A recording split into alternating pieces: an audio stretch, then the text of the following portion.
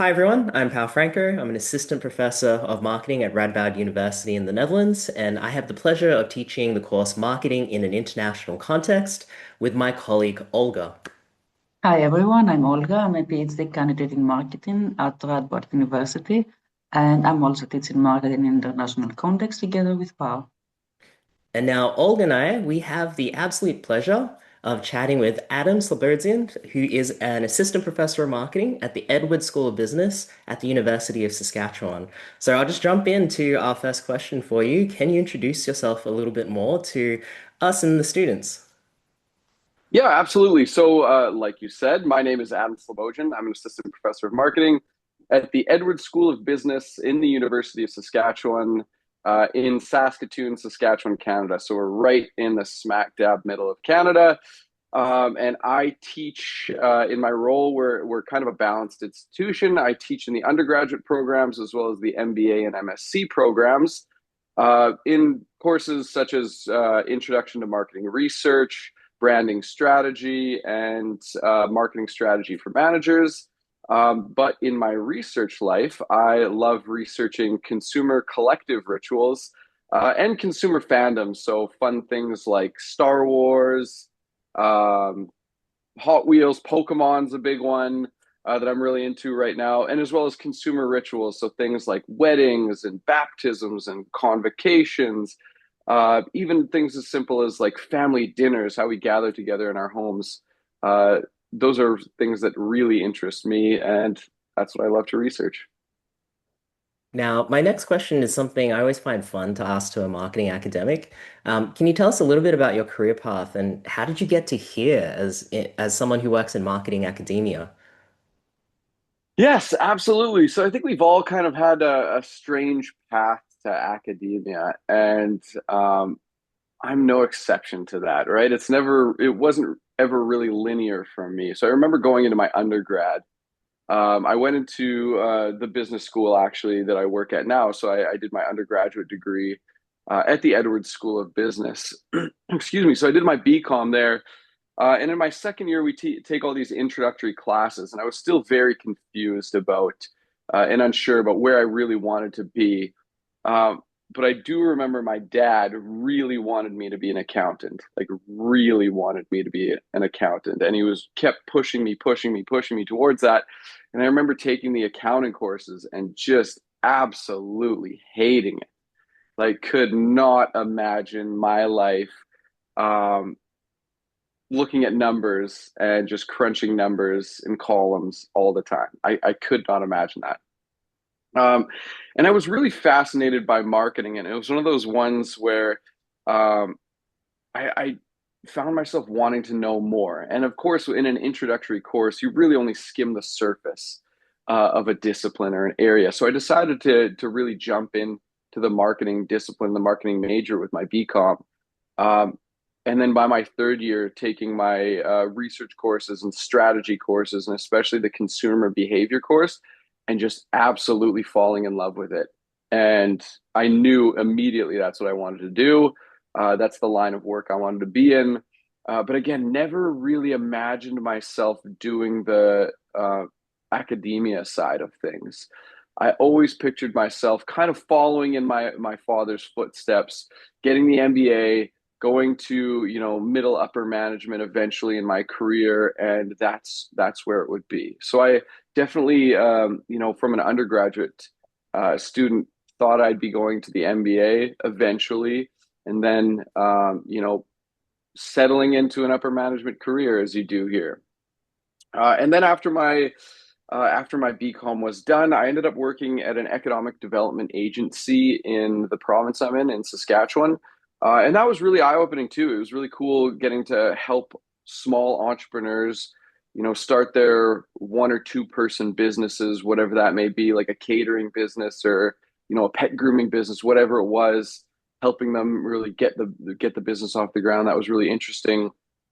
And then after that, excuse me, I found myself at my first instance of a marketing agency, and I just loved it. Being able to work on marketing for small to medium sized enterprises. It was super fascinating working on in different industries, different sectors, not-for-profits, private sector, public sector, consulting on marketing problems was really, really interesting. Um, but I ended up meeting with one of my professors for my undergraduate degree who was really impactful in my educational experience. And she really encouraged me to go back to school for an MSc. And at the time, the Edward School of Business was just putting together a Master of Science in Marketing program. And it was it was a 2-year research focused degree. And she was really pitching me on that because, the cohort was small. They were trying to get it off the ground. Um, and for me, it was that or the MBA. Was still kind of leaning towards the MBA, but she really encouraged me to go for the MSc, knowing that I would really like it if I really wanted to focus on marketing, and that's what I wanted to be doing. She knew that if I'd go back into the MBA program, I'd have to take the finance courses again, and I'd have to take, managerial accounting again, and all those ones that I never really liked doing. So I ended up taking the MSc course after working for a few years, and that's where I really fell in love with the research. I wasn't really exposed to it in my undergrad, but in this program, getting to work with faculty members directly on research projects, getting experience as an RA and taking dedicated methods courses and theory courses. That's where I really started to flourish and find my own passions in marketing. Is not simply tackling industry problems, but contemplating theory and how we can build theory was really, really fascinating for me. And the ability to ask your own questions and then have the knowledge and skills to be able to answer those questions through various methods really fascinated me. So that really kicked off my passion for research. And at the time when I was when I was at the Edward School of Business, there wasn't really too many qualitative researchers either, and it was very much consumer psychology heavy department. So I actually did my MSc thesis in consumer psychology using an experimental method, which, if you know me now, that's very different from what I'm an expert in now and what I love doing now. So it was a really good experience, and the seminar format also was amazing. That was my first exposure to a seminar format where you can, read a handful of articles a week, sit down at a table, and just discuss them in detail. Was amazing to me, having only experienced the lecture format. I thought that was absolutely fantastic. Um, but then, my 2 years was up, and there's no PhD programs anywhere remotely close to where I was in Canada. So the only option for me at the time was to move, which wasn't really feasible at the time for me where I was in my life. So I went back to industry, and I went into the food production and development space. It's a very interesting place to be. So I was helping people start their food production businesses. So anywhere from things like how do we freeze vegetables on farm so that we can get frozen vegetables to a grocery store? How do we grow a certain strain of pickles, of cucumbers rather, so that they survive in the Saskatchewan climate and we can pickle them and ship them across Western Canada. So tackling things like that. And again, that was very fascinating. That was very fascinating for me, but it wasn't where my passion was. And I eventually went back to another marketing agency, a bigger marketing agency out in Calgary, Alberta, which is the province right next to us. And again, that was a huge, huge learning experience for me. Is getting my hands dirty in a bigger agency with bigger clients. Like now we're talking large enterprises, publicly traded enterprises. Because of where it was in Canada, the geography, it was a lot of natural resources and oil and gas clients. And that was, again, a huge learning experience for me. And it was extremely fast paced. And I think I developed an incredible work ethic there just out of sheer necessity of, working all the time and being accountable to clients. And that was, it was a lot of fun, but it was also exhausting.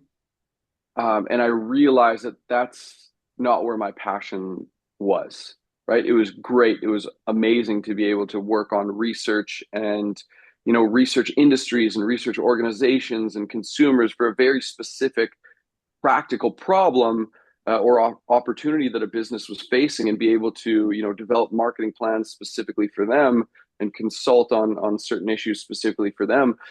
But I was missing that theory. I was missing that, this is great, but how does this really advance our thinking, and how is this going to really advance the discipline, which is what I was really passionate about and still am really passionate about. And that's when I started to seriously consider a PhD program, and seriously consider academia as, a possible route for a career for me.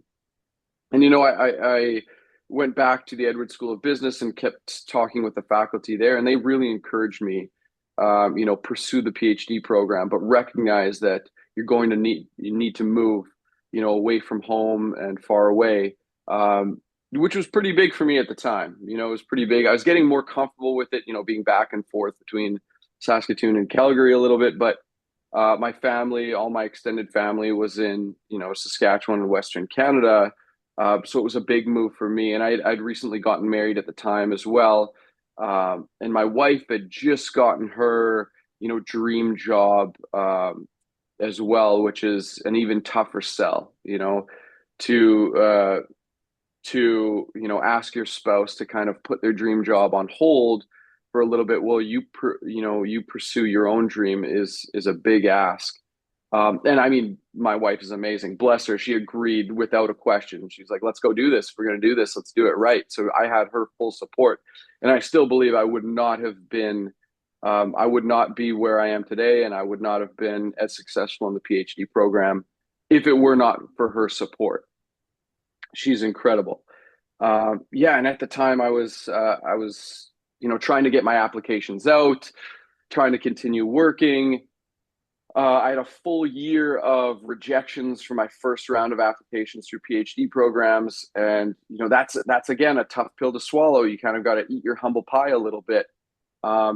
Sending out dozens of applications, and one of the other things I should say, I know I'm rambling a little bit, but I guess that's okay.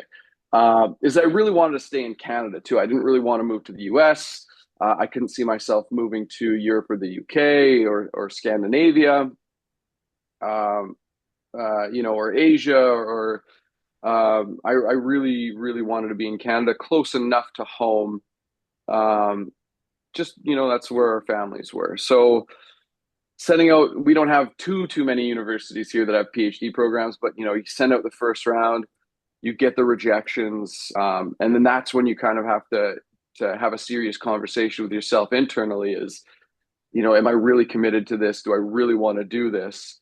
And I did. So I ended up scheduling another GMAT. That was a thing for us here in Canada. Is the GMAT is still was at the time still kind of the standard for getting into grad school, and I had an okay score. Right, it wasn't amazing. I had an okay score. But I scheduled another GMAT.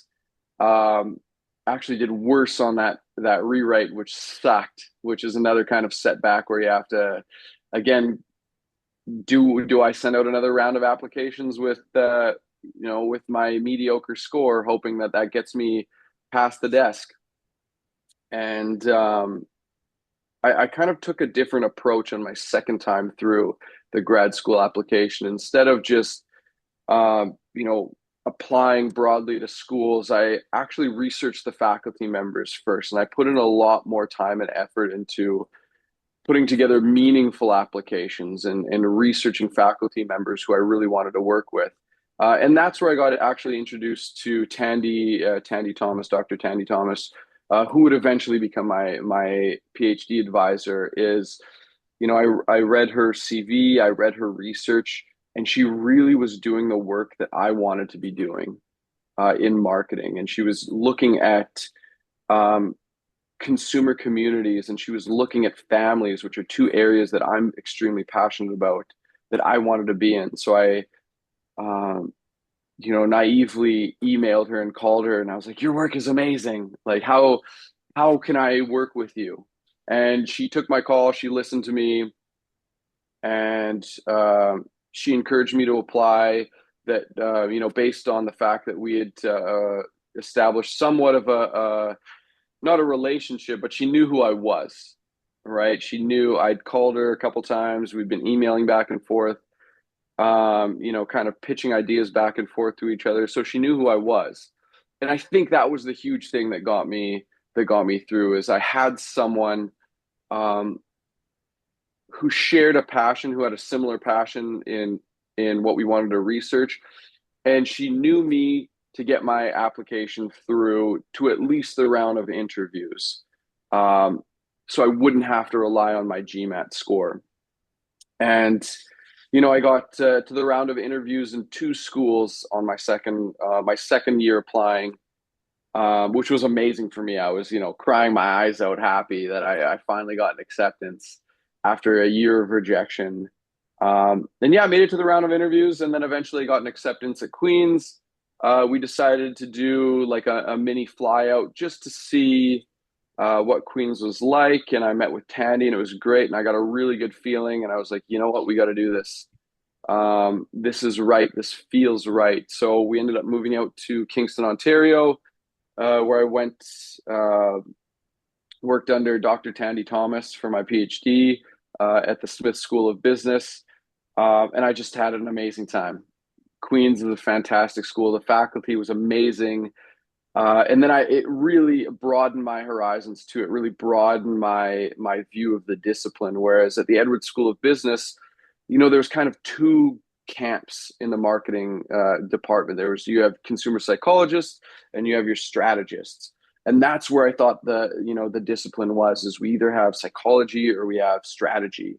And that was it. But when I got to Queen's, I saw really the breadth and I was exposed to the discipline in a lot broader sense. And we had CCT courses, which that's, as soon as I, met Tandy and she was like, here, read these papers. I was like, oh my God, these papers are amazing. You could do research like this. You could ask these types of questions.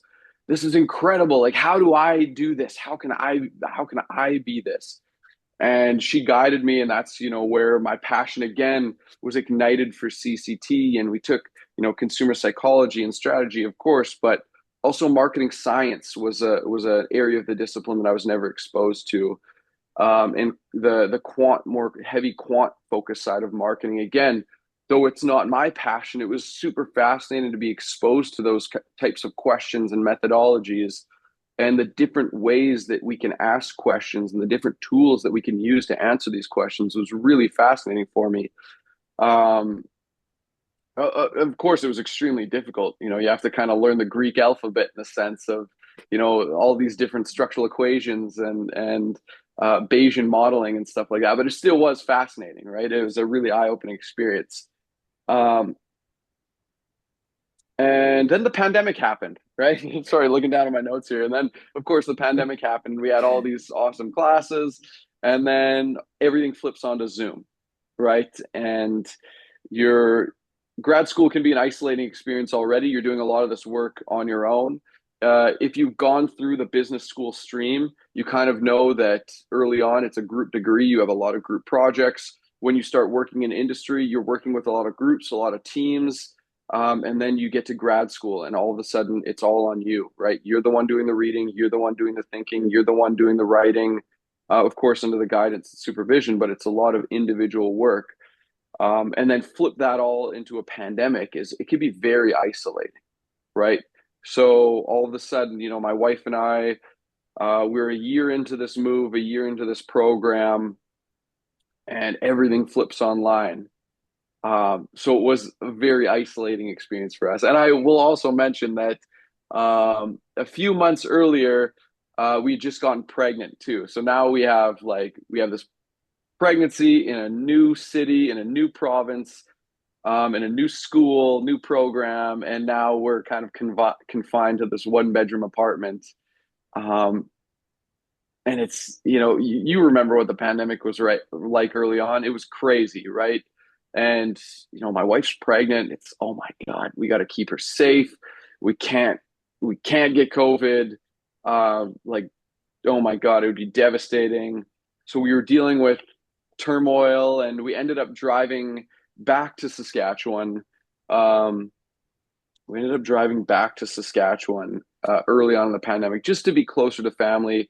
Our parents were, are getting older as well, and there was fears with, the elderly and the virus, and there's fears with infants and babies in the virus too.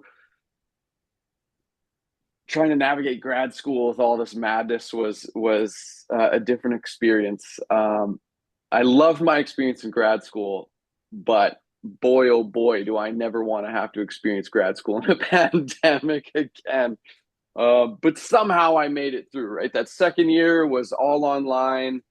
It was interesting, doing Zoom classes. Oh my gosh, I didn't realize my journey could be so long, right? And then, the mountain of comps, which is part of the comprehensive exams, which is a part of the structure of the North American degree, is after your second year, you have to take a comprehensive exam on all of the classes you took in the previous 2 years. You get questions for a week. You have to write this exam. And if you pass the exam, you're allowed to continue to your research portion of the degree. If you fail the exam, they give you one more try. And if you fail it a second time, they ask you to leave the program. So to me, that was like the biggest thing is if I get through comps, I can get this degree. Like to me, that was the big thing. I wasn't overly worried about, my proposal defense or my final defense. Comps was the big thing for me. It was if I can make it over that mountain, I can do the research. And it was intimidating. I bawled my eyes out after I took that test because I thought I failed. But no, I passed and it was great, thankfully. Um,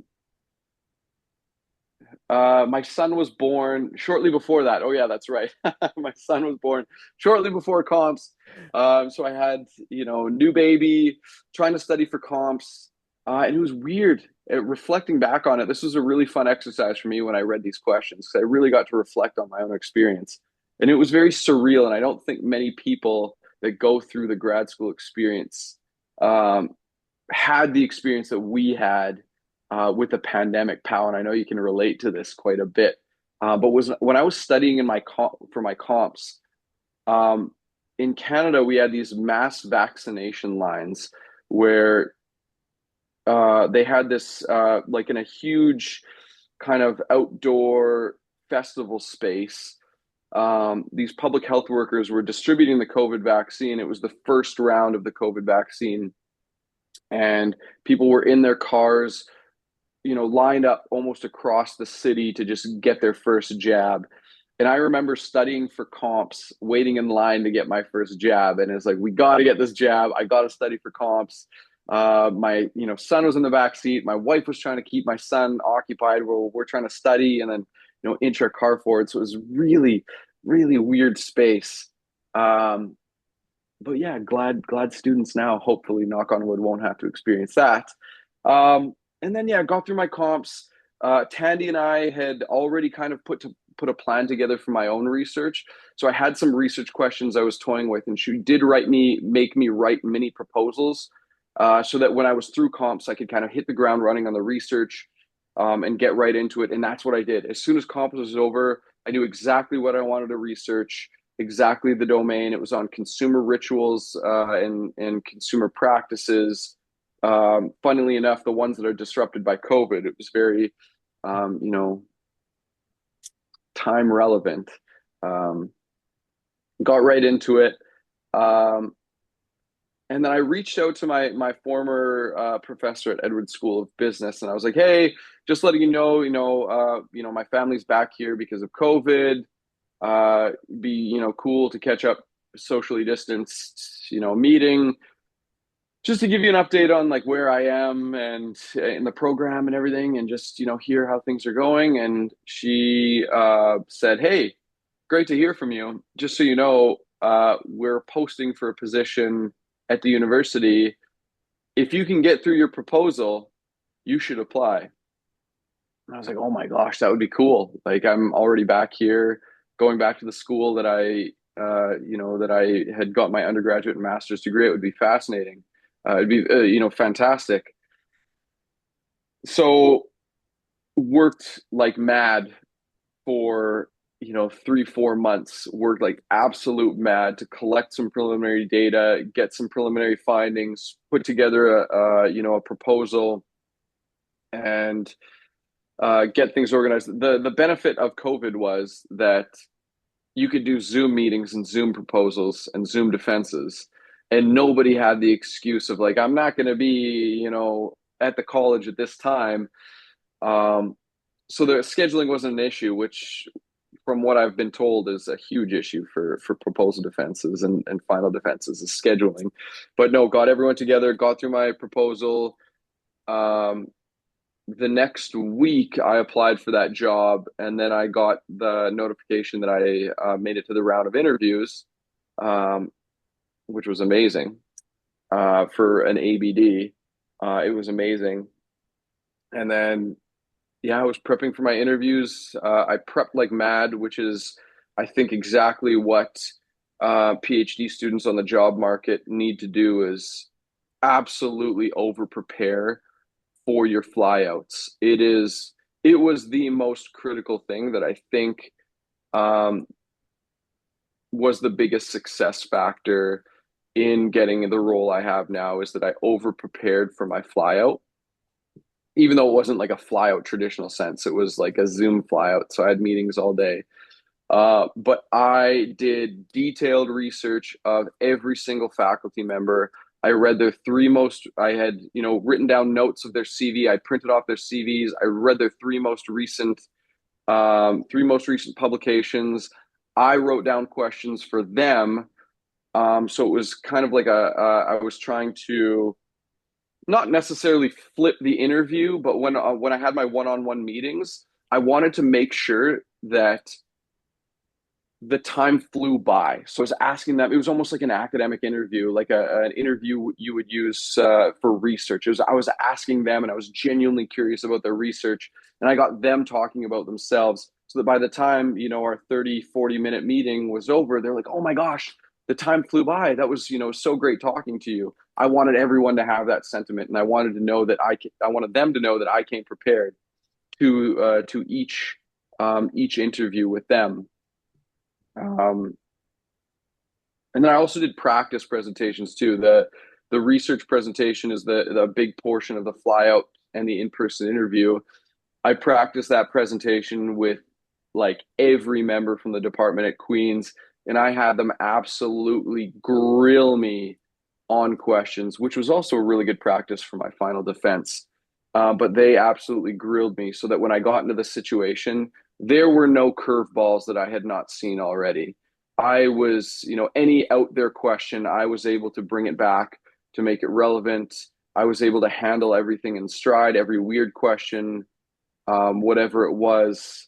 So that really, really was the difference maker to me. Got through the interview, got the job, which was amazing. Moved back out to Saskatchewan formally instead of having to drive back. Moved back out to Saskatchewan. I was hired ABD with the I was hired ABD with the agreement that my tenure clock would be delayed until I finished my PhD, which is amazing because the tenure clock is very frightening right now for me. But it ended up taking me an extra year to complete my PhD because I ended up starting to work as soon as I got there, right? Like they gave me a course load. I was mentoring, I was supervising MSc students, like I was doing the full thing, and I didn't realize that the department at the time was a little bit under-resourced.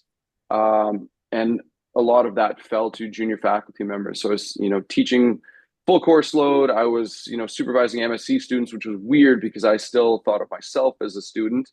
And then I was trying to do my PhD research. Eventually got it done. Did my final defense.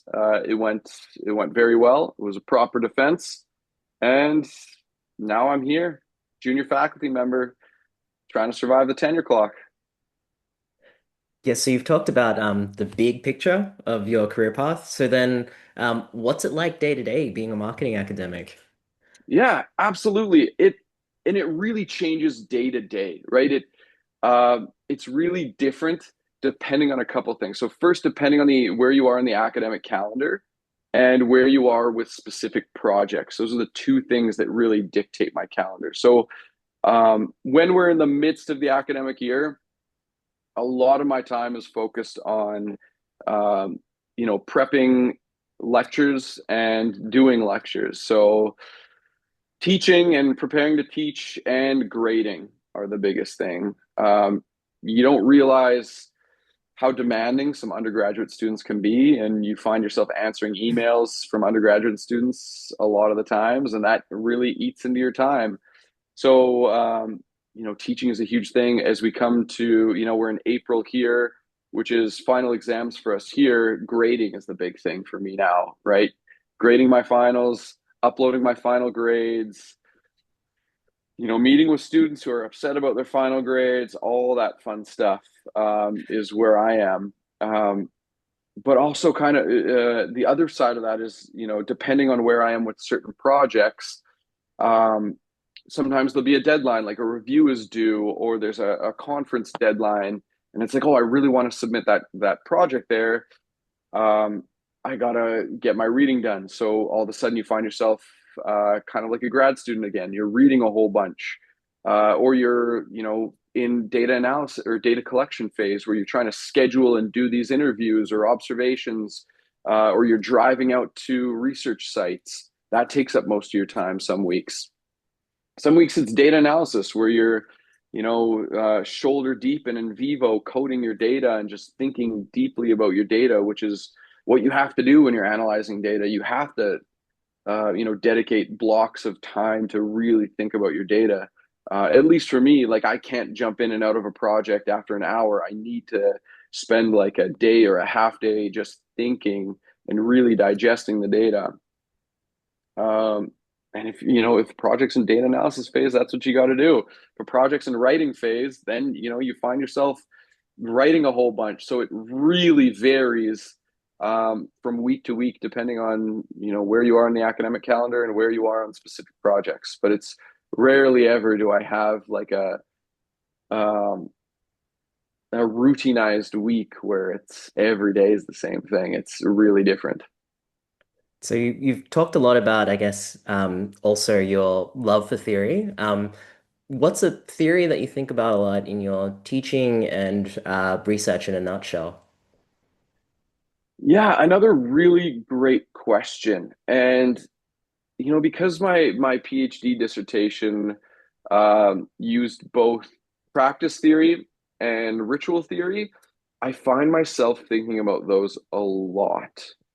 Um, Practice theory, I really try to bring that one to my classroom, both in my undergraduate classroom and in my MBA courses. I really try to get the students to think about the practices that people do. Like, what are those activities that consumers really do, and how are products and brands and services implicated in these? Where do they fit with these? I think it really challenges students to decenter their organization, and that, okay, maybe consumers don't really care about our organization or don't really think about it, our organization as much as we would like them to. And like, yes, that is a truth that I want you to realize. We don't think about brands a lot. We as consumers don't think about companies a lot. We think about the experiences, what we're trying to accomplish, the people we're doing that with. And the brands, the products are kind of secondary. They help enable these things, but we don't think about them on their own. So I think about that a lot. I try to bring that a lot into my teaching. My research uses that, so I'm always, in practice theory, in a practice theory mindset. And same with rituals too. With ritual theory, thinking about those important things that we do individually, but also we do as a collective. Those important things that structure our calendar and how we organize our lives around these important rituals, right? Why weddings are so important in our lives, or how we move from holiday to holiday throughout the year, and the rituals we do to make things meaningful, and how the market is implicated in that. So I think about that a lot. I've got an MSc student right now who's really fascinated by assemblage. So now I'm trying to bring assemblage back into my own thinking. which I love doing. I've dabbled in assemblage in my own research, so it's always a fun exercise to bring in a theory or perspective that you maybe haven't thought about in a while, and revisit some of those problems and some of those contexts with a new lens. I love doing that. It's a really stimulating exercise. So those are the things I'm thinking about right now.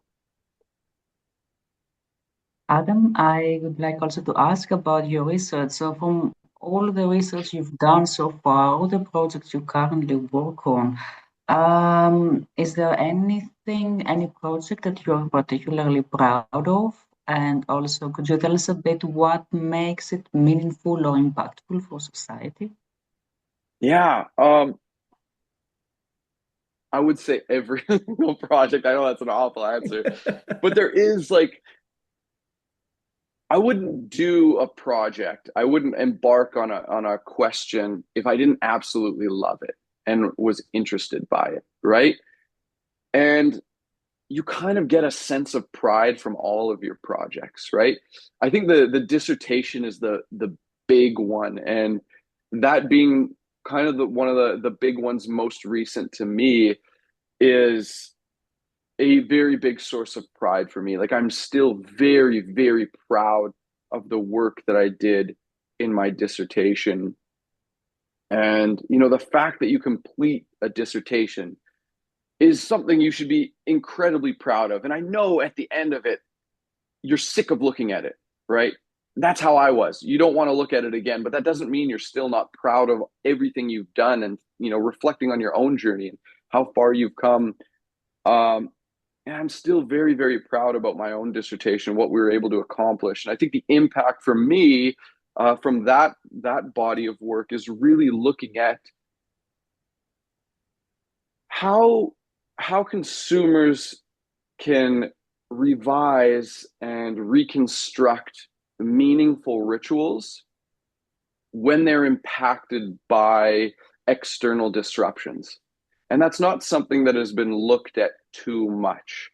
It's kind of been looked at a little bit, but mostly in the context of routines. Like, what are those routine rituals that we do in the home? What happens when something impacts that? We get disrupted, something breaks, we can't use this certain thing. How do we adapt and recover? But what's different about um, what we looked at was milestone rituals, is that we really only perform these things very few times in our life.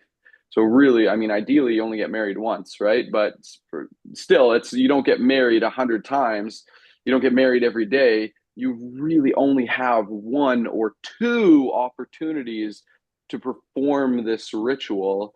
So there's no routine is not the goal. How do we reestablish a routine is not the goal. How do we maximize the meaningfulness of this ritual?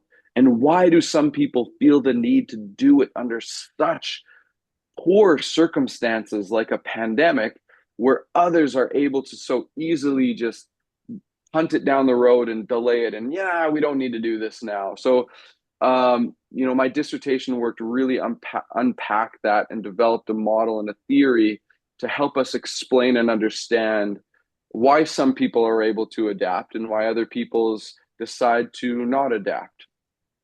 And I'm extremely proud of the work I've done there.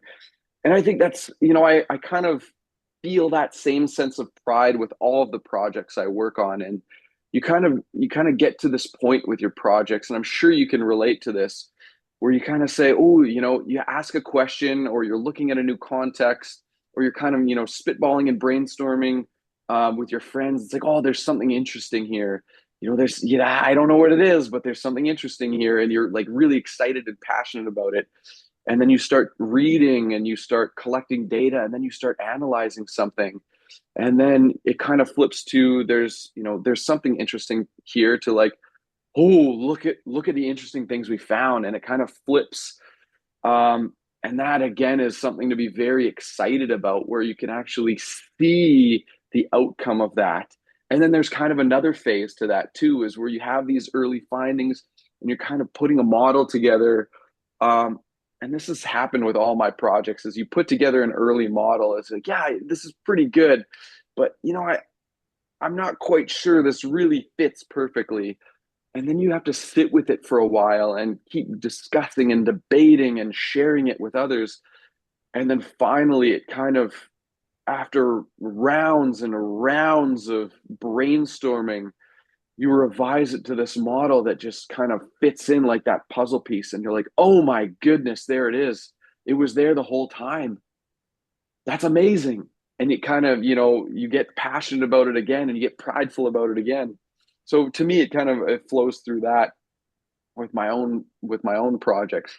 And then being a junior faculty member now too, and supervising MSc students and supervising grad students, you kind of feel that passion for them too. Is when you see a grad student go through the research process, you guide them and teach them how to collect and analyze data, and then you see their work and how hard they work and the effort they put in, and then when they come back with this project that's pretty darn good, there's a sense of pride there too. It's like, oh my goodness, they're such a good researcher. They've like, look how much they've grown over this period of time. This is incredible. So there's a sense of pride to that too. I think we're very fortunate in the line of work we're in, because there's a lot of ways to be prideful of the things you're doing, and I really, really cherish that. Thanks. Well, you talked earlier about disruptions and doing research as a process where at the end of it, we and students feel proud. But that also entails, and it has some challenges in it. And can you describe any challenging situation that you've encountered and what you've learned from that? Yes, absolutely. And this is not an original challenge by any means. And I think this is a challenge that all junior faculty members face, or maybe will face at some point. Um, but that transition to faculty members from a PhD student where your only job is to research and read and think. Um, and I remember going to doctoral symposiums and hearing junior faculty members say, "Cherish your time as a PhD student. Cherish it. It's the best time." And I, of course, said, "Yeah, whatever, sure." And then you become a junior faculty member, and then all of a sudden you have all of these demands placed on you, right? You have courses you have to teach, you have to prepare for, you have to develop courses, you have to develop assessments, you have to do those assessments, you have to grade. You have to be pretty good in the classroom. You have to handle student conflict and student challenges and problems and ensure that they're learning in a certain way. Um, and then all of a sudden you have these departmental demands too. You have these service demands. You have committees you have to sit on. Um, you have job searches you have to be part of. You have department meetings and faculty meetings, faculty associations and things you have to be part of, and you have to vote on certain things and do background research and other things. So all of a sudden you have all of these different demands placed on you that you didn't have before as a PhD student, and no one really trains you for that part, right? Like, yeah, I guess in my PhD in my MSc, we took a teaching course, right? You have to how to teach and being effective in the classroom, but you take one course of it, right?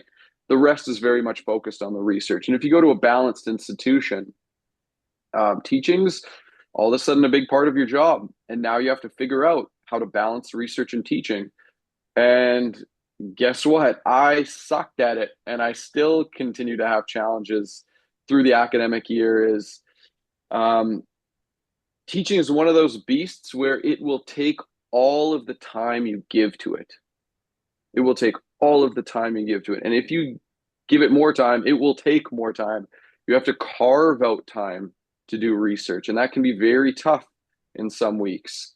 And then you have to, balance the demands of your department. Every department's different, right? You're going to be asked to do things. You're going to be asked to, sit on extra committees or take on extra work or, advise another student. Um, and there's going to be times when they're going to come to you and say, like, and again, this is a little different based on the North American model in that we have, a tenure track and a tenure clock. They're going to say, if you take on this extra work, if you do this extra thing, it's going to look really good on your tenure application. And then at that point, it's like, well, how do you say no to that? I want tenure. I would like a little bit of job security. Um, but it adds to more of your work. And then all of a sudden your capacity for research is very small. So I think that's the biggest challenge that I face right now, and the biggest challenge that I will continue to face moving forward is protecting my research time. It's the biggest challenge. I guess that's great advice for doctoral students. I'm also interested in hearing what advice would you give to undergraduate students who might want to pursue a research career in academia or even in industry, because you also have experience in research institutions, marketing research institutions outside academia. Yes, absolutely. Again, another fantastic question. Again, you got to find out where your passions are, right? And I'm sure we've all seen this going through the grad school processes. You're in a cohort with X number of students. It's a small enough group. But if you don't love it, like if you're not, I guess I say love, but if you're not passionate about it, it's going to be tough. It's always tough. It's going to be much more difficult if you're not passionate about it, right? And if you're passionate about, industry and working there is absolutely no shame in that, right? If you go to your PhD program, and I've seen this happen too. Some people love working in industry.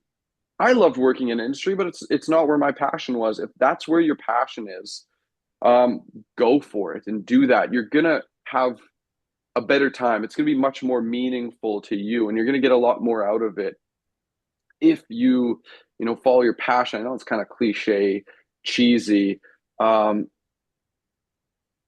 if your heart's not in it, it's gonna be much more difficult. And I know of the pressures of the PhD program. Once you get into it, and once you get into grad school, there's a culture that you have to complete it. You go through all the way, get your PhD.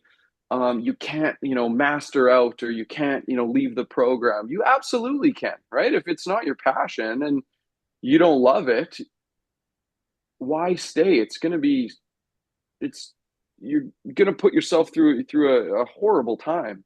So if your passion is industry and you want to help organizations, absolutely do that. And if it takes you going into your PhD program to discover that, there is absolutely no shame in that. You follow wherever your passion is, and you go back to industry if that's your thing. But if you love the research, right? If you're passionate about the research, it is a tough road, but you will be self-motivated all the way through if you have some sort of passion about what you're doing. And that is absolutely what you need to get to the end of the PhD program, because it is hard. And there are an incredible amount of new challenges every single week, and there are going to be setbacks. There's no smooth PhD experience. But, if you love it and you're passionate about it, those little challenges are just that, little challenges, something to overcome, right? So I think there absolutely needs to be a passion to whatever path you choose, whether that be industry or whether that be academia. You've got to be passionate about it, or it's going to be even more difficult, and you're going to be doing something you don't want to do. So you've got to love it. Thanks. And maybe I would like now to ask you for a final advice to our students. So from your perspective as a marketing scholar, what are the current key trends or developments in practice that our students should be paying attention to, whether that has to do with artificial intelligence or anything else? Sorry, can you repeat the question one more Yeah, time? yeah. So from your perspective as a scholar, what are key trends or developments in marketing practice that students should pay attention to? And that could be about AI or anything else Okay. that you might be thinking of. Um, Oh, that's another really good question. I'm gonna sound so lame with my answer, but that's okay. No, not at all. I think it's don't discount the value of hard work. I mean, with AI now, it's so easy to outsource the little tasks of research and learning. It's so easy to do that. Um, don't. That's that's gonna be my advice is grad school is the time to learn and work hard. And if you're not doing that yourself, you're robbing yourself of the experience to learn, to grow, to develop your own skills and proficiencies, but also to make mistakes, right? Making mistakes is one of the best ways to learn. I can't tell you how many times in my own PhD experience, of course, coming from industry, I read a very theory heavy article and I just didn't get it, or I thought I got it. And it comes seminar time and I start, talking and conversing and trying to dig into this article only to realize that I was way off base in my interpretation, like way off base. And everyone, it clicked for everyone else and that's great. But those are the lessons that really stuck with me when I got it wrong and I corrected that, to update, my knowledge. Is that was a huge learning experience to me that I'm really glad I got it wrong. And it's not a big deal. Like getting it wrong is not a big deal, especially in grad school. You kind of have to shift your mindset too. And undergrad, you're chasing these grades for, the culture is, get the best grade possible because you get to get the best job. And kind of even in my master's degree, it was like, oh, how do I get the best grade? You can't think about that in your PhD program. Your sole job should be to learn as much as you can and grow as much as you can. And it's an incredible period of personal growth. Don't rob yourself of that growth by outsourcing it. Because when it comes time, for you to be, a faculty member and even a leader in your field, when people ask you questions, all of a sudden all of those those skills that you've learned and you've trained and you've developed over your PhD experience comes back into play, and you have that experience and that knowledge to be a thought leader because you've read so much and because you've researched in such great detail, um, and because you've experienced mentorship from the other side. You have those skills to speak about it and be a leader and be a voice. But when you start outsourcing some of those tasks, you don't have the opportunity to develop those skills yourself. So when it comes time where people look to you to be a lead, a leader in the department, or a leader in the discipline, there's nothing to fall back on, right? You haven't developed those skills enough. So that's my biggest warning, um, to grad students in this day and age is, yes, AI can help you in a lot of ways and it's great, but don't outsource your learning to AI. Don't outsource the hard work to AI. Don't outsource the little tasks to AI, because those little tasks and that hard work and that grit that you go through is what helps you grow and develop and become a thought leader and become a leader in your department and all of those things. They're too meaningful tasks, too meaningful a task to outsource. So please don't do that. Develop, struggle. That's what it's for. That's And really great advice. Thanks. And what better way to conclude this interview and this chat here today with such a strong message, for all our students, but also for all of us, reminding ourselves about the benefits and the struggle and the hard work and how that pays off. So, Adam, thanks so much for your time, and all of your thoughts and advice, and this very nice, positive, strong message that you could leave us with. Thank you, Pal and Olga. It's been fantastic. Thank you, Adam.